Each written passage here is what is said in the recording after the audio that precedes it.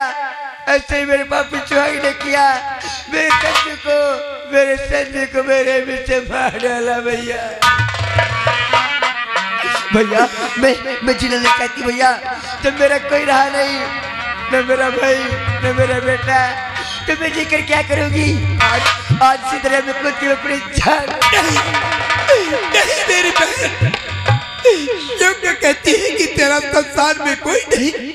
अरे जब तक यह धर्मा जिंदा है तब तक तू अनाथ नहीं हो सकती है मेरी बहन। तू क्या सोचती है कि हम इस नदी में जान देने से तेरी मुश्किलें दूर हो जाएगी? क्या साबित करना चाहती है?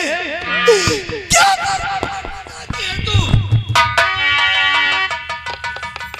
दुनिया वालों को क्या बताएगी कि आत्महत्या करने से तेरे मरे हुए भाई को शांति मिल जाएगी, तेरे बेटे को शांति मिलेगी। अगर तेरा बेटा तुमसे सवाल करेगा कि माँ अरे क्या हुआ मेरे कातिलों को, क्या जवाब देगी?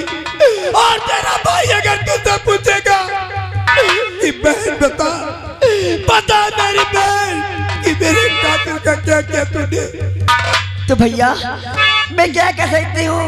मजबूर, लाचार, सिवा रोने के, सिवा जान देने के, और मैं कुछ नहीं कर सकती। नहीं मेरी बहन, ये मत सोच कि हमारे भारत देश की नारियां सिर्फ रो सकती है, ऐसा नहीं है। अरे उनके दिल में भी ज्वालामुखी होती है मेरी बहन। याद कर एक औरत होती थी जिसने चंडी का रूप धरकर महिषासुर का वध किया था, और आज तुझे वो अपने दिल के अंदर बुती हुई ज्वाला को जलाना होगा। उठा अपने हाथों में हथियार और नाचन उन पापियों को जला दो, नाचकों को। हाँ मेरी बहन,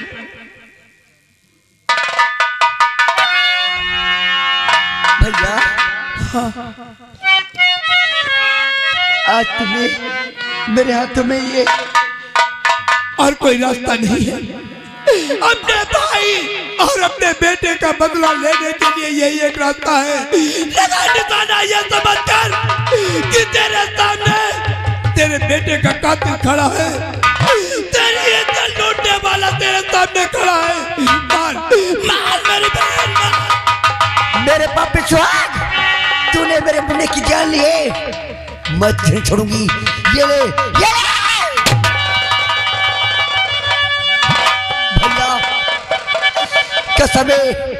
कसम है मेरे मुन्ने की लाश की, कसम है मेरे भाई की लाश की, उन पापियों को मैं जिंदा नहीं छोड़ूंगी। ठीक है मेरी बहन, याद कर माँ भगवती को, वादा करता हूँ कि माँ भगवती तेरी रक्षा करेगी, हर एक मुश्किल तेरी दूर करेगी। हाँ मेरी बहन, तो माँ भगवती मेरी दीजिए आशीर्वाद।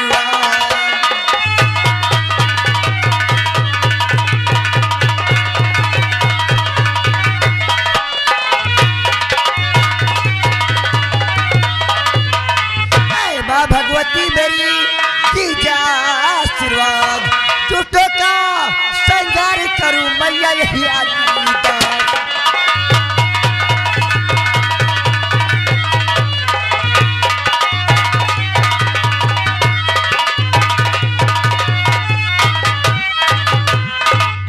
यही हरिदास मैं बंदूक उठा लूं, नाम बुला के मधु का मैं डाकू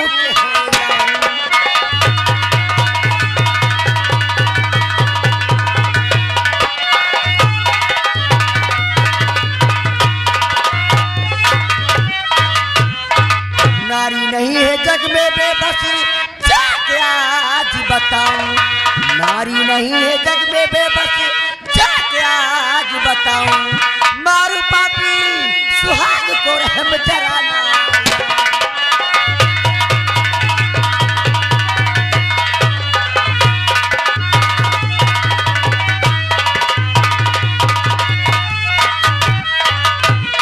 खेल खून की होली, खून के रंग पे उनको रंग दूं, चला चला भैया। हाँ उन पापे को मैं जिंदा छोड़ूंगी। ठीक है, आज के बाद मैं तुझे ऐसी खतरनाक शेरनी बनाऊंगा कि इस इलाके के जितने गुंडे बदमाश हैं तो तेरे नाम से काटेंगे। और मेरी बहन मेरे साथ चल, बाकी बातें मैं वहां पर बताता हूँ। होनी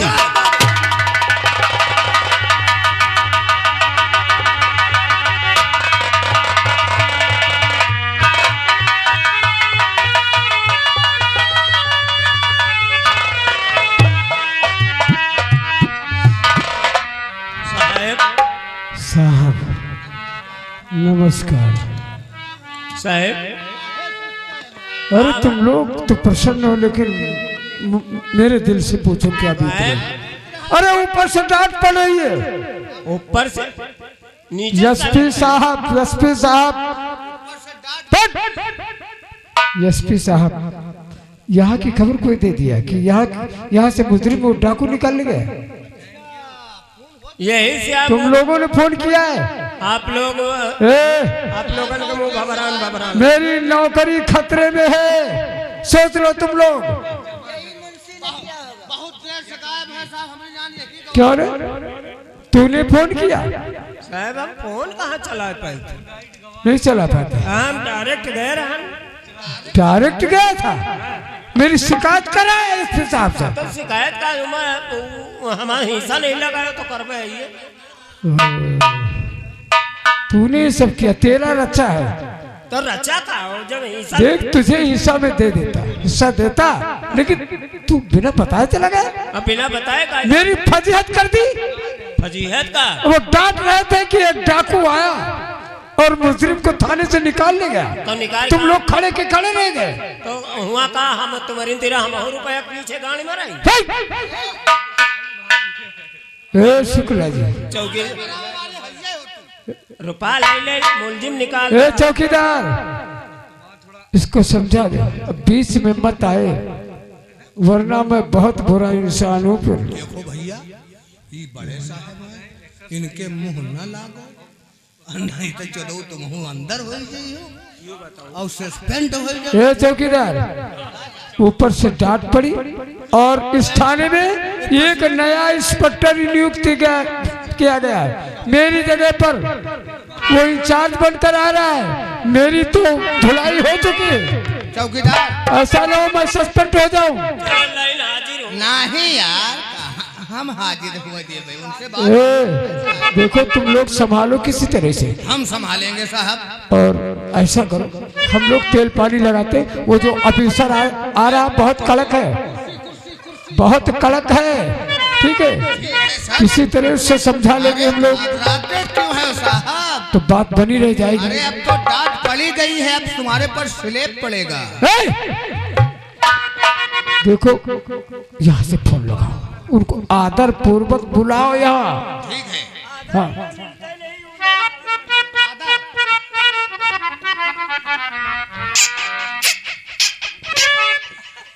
हेलो, हाँ आप कौन बोले सर? ओ कृष्णा साहब, आओ। कहो, ये नाम पहचाना लागत है। हाँ आओ साहब आओ।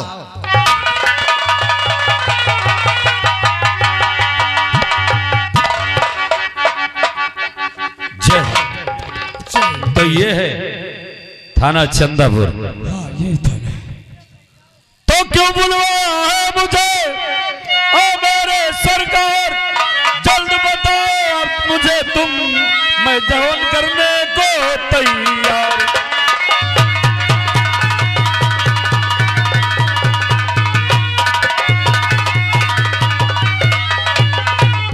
क्यों जल्द बताओ तुम मुझे, हूँ करने को तैयार।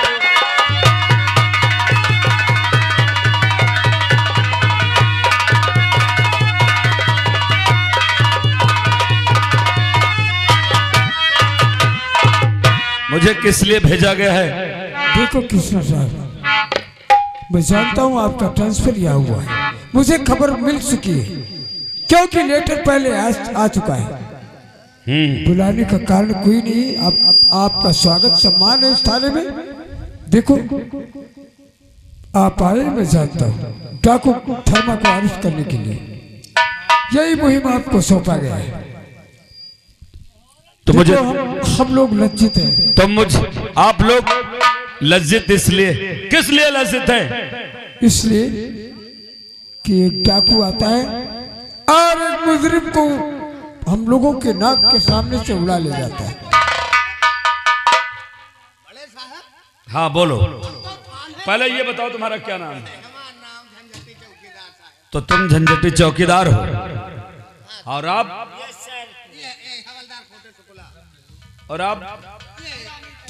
कुमारी अनीता जी। कुमारी अनीता, बहुत अच्छी बात।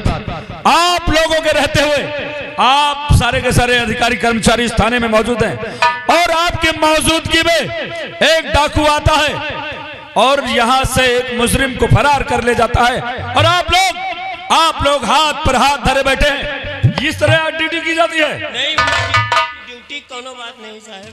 तो कैसे फरार होगी? अब जब डाकू का झुंड आएगा साहब, अकेले उमा हम बैठे हैं तो वो लेके चला जावे करी साहब। डाकुओं का झुंड आ गया? हाँ, बड़े साहब लोग इधर उधर अपना जो है गश्त पर गए रहे। अच्छा,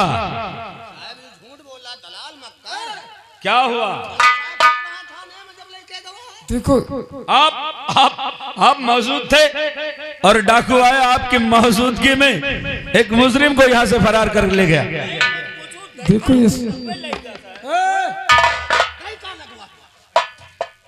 देखो कृष्ण साहब, हम लोग वास्तव में मजबूर थे। अरे वो ये अनीता जी के कनपटी पर गन लगा रखा था। हम लोग कहीं हथियार छूते तो शायद इनकी मौत हो जाती। समझ गया। थोड़ा मजबूर हो गए थे। सबसे पहली गलती आप लोगों की है कि आप याद रखिए, कोई भी मुजरिम से मुलाकात करने के लिए आए तो सबसे पहले उसकी तलाशी लो।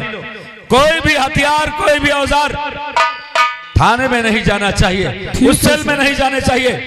और ये आप लोगों की लापरवाही है। उसके पास पिस्तौल आई तो कहां से आई? अरे साहब, ये कह रहा था चौकीदार कि मेरा परिचित है वो। चौकीदार, तुम साले डाकुओं के रिश्तेदार हो, वो तेरे परिचित था? अरे नापे बार नहीं, रिश्तेदार नातेदार होते। मुझ पर डंडा मारबे तुम्हारे। अरे गिर जाएगा वो। तो हाँ, ये बताओ साहब, अब हमारी तरफ ध्यान दियो साहब। हाँ, तुम्हारी तरफ मैं ध्यान दे रहा हूँ। साहब, आप एक नेक इंसान हैं साहब। अच्छा, तो ये मसला है। हाँ साहब, मैं समझ गया कि यहाँ इतने दिनों से डाकू धर्मा ने सारे इलाके में आतंक मचाया। ना जाने कितनी डकैतियां डाली, ना जाने कितने घरों को बर्बाद कर दिया और आप लोग हाथ पर हाथ धरे बैठे रहे, उस डाकू धर्मा को गिरफ्तार नहीं कर पाए। ठीक है कृष्णा सर, अब हम लोगों को धोने से अच्छा है कि डाकू धर्मा को आप अरेस्ट करें। चिंता ना करें आप, ठीक है? इसीलिए मैं यहाँ पर आया हूँ और आपसे मैं वादा करता हूँ कि एक हफ्ते के अंदर डाकू धर्मा सलाखों के पीछे होगा। ये तो बहुत अच्छी बात है। क्यों? अरे हम लोग इतने दिनों से नहीं पकड़ पाए, एक हफ्ते। वो हम कैसे पकड़ेंगे? वो हमारा तरीका है, आप लोगों के जैसे नहीं। आप लोग इतने दिनों से इस थाने में तैनात हैं। क्या बात है?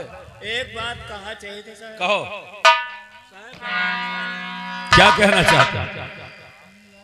ये डाकू लोग अगर मिले आवत तो इनके सब नातेदार रिश्तेदार हुए थे। अच्छा, तो ये करत है दलाली, पहले रहे रंडी भड़ुआ और नौटंकी चलाते हो? नहीं, ये साथे जा रहे 4-5 लेडीज लेके नचा। अच्छा, 4-5 अच्छा, उसी कारण इसको पैसों की लत लग गई। और पैसा का लत लाग साहब, बस थोड़े दिन में ही पाए गए नौकरी, वहाँ वही साहब की बदौलत मिली।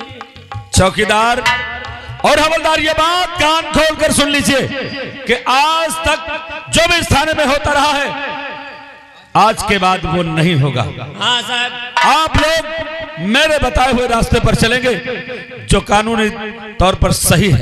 अब साहब आए हैं कड़क दिमाग के, अब वहीं तक खूब टका गांड में आए हो।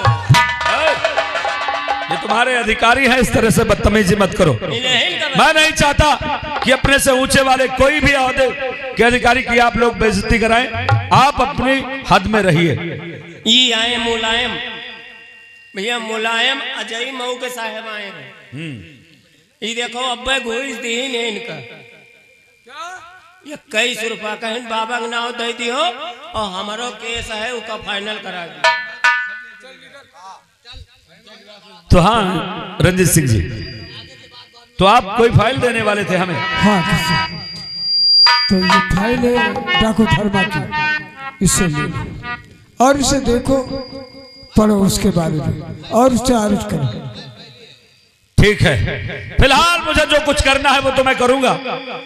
फिलहाल एसपी साहब का ये आदेश है कि आज के बाद यहाँ का चार्ज हमारे जिम्मे होगा और आप हमारी निगरानी में रहेंगे, क्योंकि बहुत सुना है आपके बारे में, आपके करतूतों के बारे में। बेइज्जत हो रहा है। देखिए आज के बाद आप थाने में ही रहेंगे। ठीक है, और जितना हम कहेंगे आप उतना करेंगे। बस उतना ही करूंगा। ठीक है, पागल मत बन, शिकायत नहीं कर। ठीक है, आप जा सकते हैं। हवलदार हवलदारवा बहुत भड़ा थे साहब। और अनीता जी कहाँ गई? उनको भी बुलाओ। अनीता कुमारी आओ तुम। देखो, हम आप लोगों को ये सख्त हिदायत देते हैं कि आज के बाद आप लोग थाने से बाहर कहीं भी जाएंगे तो सिविल ड्रेस में नहीं जाएंगे। ठीक है। आपको बाहर निकलना है तो आप अपनी वर्दी में जाएंगे। और ये बताइए हम चौकीदार, ये थाना चंदापुर है और इस चंदापुर थाने में एक भी थाने का बोर्ड नहीं लिखा है। कहाँ गए सर? साहब बोर्ड का हाल ना पूछो साहब, जब से हम लोग आए हैं उन्हीं के गुलामी कर रहे हैं। किसकी गुलामी कर रहे हैं आप लोग? यहाँ का हुकूमत साहब चलता है छोटे सरकार का। छोटे सरकार? हाँ, वो बहुत ये छोटे सरकार कौन सी बला है जिसकी हुकूमत थाने पर चलती है? ये बहुत बड़े जमींदार हैं। जमींदार है? हाँ। अगर वो जमींदार है तो अपने घर के जमींदार हैं। हम लोग कानून के मुहाफिज हैं, उनके गुलाम नहीं हैं। साहब जितना बड़ा अधिकारी हो वो पहले आते हैं तो बड़े सरकार का सलाम करते हैं। बड़े सरकार को छोटे सरकार को सलाम करते हैं। ठीक है, आज के बाद इस थाने से कोई भी उसकी गुलामी करने के लिए नहीं जाएगा। और सबसे पहली बात ये कि जाओ किसी पेंटर को ढूंढो, ठीक है, और इस पर लिखवाओ थाना चंदापुर इंचार्ज इंस्पेक्टर कृष्णा शेखावत। और अंडरलाइन में यह भी लिख देना कि थाने में दलालों का प्रवेश वर्जित। ठीक ठीक ठीक, दलाल यहाँ नहीं है। ठीक है, और ये अच्छा हुआ। हवलदार जाओ, तुम गांव को चले जाओ, 2-4 आदमी लेकर आओ, यहाँ का साफ सफाई करवाओ। और हाँ, थाने को बूचड़ खाना बना रखा तुम लोगों ने, इसकी सफाई करो और फाइलें दुरुस्त रखो। नहीं साहब, अबे कुमारी अनीता सफाई 4 दिन भाई करवाई नहीं। किस चीज की? मतलब थाने की। फिर भी हाँ, यही तो वही जो गिरा पड़ा है साहब। चलो कोई बात नहीं है, तुम इनकी विशेष पर्सनल बातों पर ध्यान मत दो, तुम केवल काम की बात सुनो। और सुनो, अब हम चलते हैं। ये तो अच्छा हुआ कि हमारी ड्यूटी हमारे इसी क्षेत्र में लगा दी गई है और यहाँ का चार्ज हमें दिया गया है। पहली खुशी तो ये कि हमें अपने इलाके को सुधारने का मौका मिलेगा और अपने क्षेत्र की जनता की सेवा करने का मौका मिलेगा। और याद रखना, हम अधिकारी जरूर हैं, लेकिन हम इससे पहले कानून के मुहाफिज हैं और जनता के सेवक हैं। हमारे द्वारा किसी भी बेगुनाह को कोई बेगुनाह पर कोई जुर्म नहीं होगा, ठीक है। और दूसरी बात ये कि इसी बहाने हमें यही पास में हमारी बहन का की ससुराल है, वहां भी जाने का मौका मिलेगा, क्योंकि मेरी बहन ने कहा था कि भैया जिस रोज तुम वर्दी पहन कर आना तो सबसे पहले मेरे यहाँ आना। इसलिए हवलदार जी आज हमारी इच्छा है कि हम चले, सबसे पहले अपनी बहन से मिले, उसके बाद यहाँ का चार्ज संभाले। हाँ साहब, बड़े मौके की बात बताए हुए। चलो हम हो यही लागे दीदी से कह लिया में मुलाकात। हाँ चलो चलते हैं।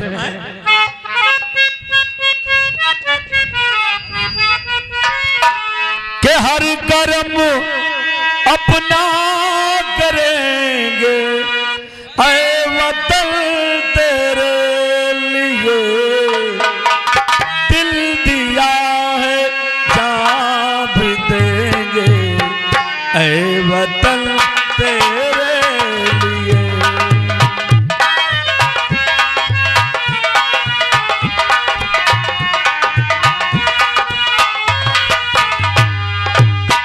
हम जिएंगे और मरेंगे, हम जिएंगे और मरेंगे ऐ वतन तेरे लिए, दिल दिया है जान भी देंगे ऐ वतन तेरे लिए।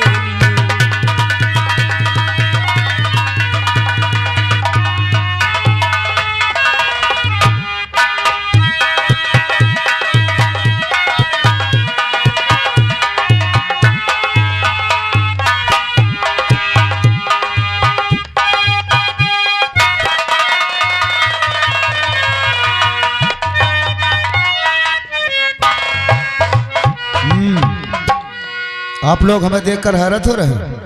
हैरत होने की कोई जरूरत नहीं। ये सब 5 लाख का कमाल है, 5 लाख का।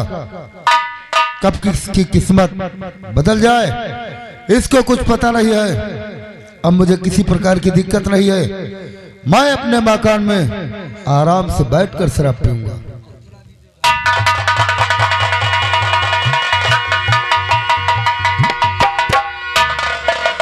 अरे अचानक हमारे घर पुलिस।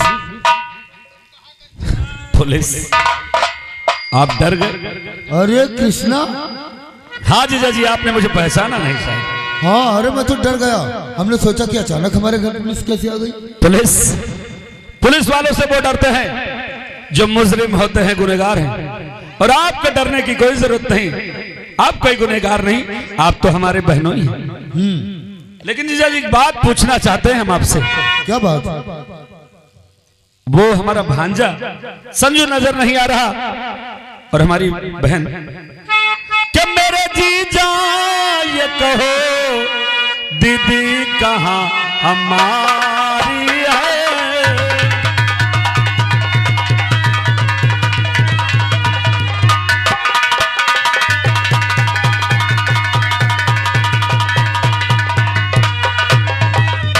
मेरे जीजा ये कहो दीदी कहाँ हमारी है? बिना देखे उन्हें दिल में बेकरारी है।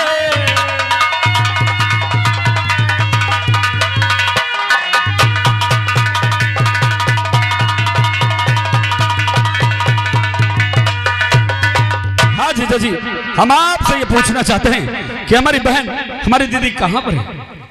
कृष्णा, तुम्हारे बदन पर वर्दी देखकर आज मुझे जितनी खुशी हुई थी, आज तुमने फिर उसी दुख को दोहरा दिया।